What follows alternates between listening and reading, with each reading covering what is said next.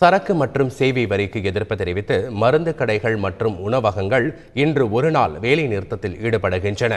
Online மருந்து விற்பனையை தடை செய்ய வேண்டும் என மருந்து கடை வணிகர்கள் தொடர்ந்து வலியுறுத்தி வருகின்றனர்.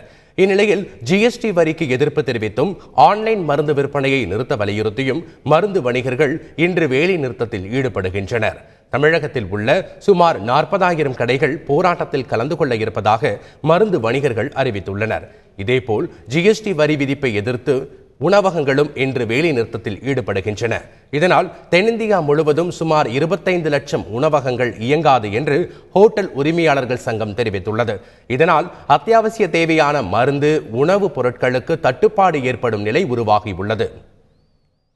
இதனிடையே மருந்து கடை, பார்மசிகளை மூட புதுச்சேரி மாவட்ட ஆட்சியர் சத்யேந்திர சிங் துர்ஷாவத் தடை உத்தரவு பிறப்பித்துள்ளார்.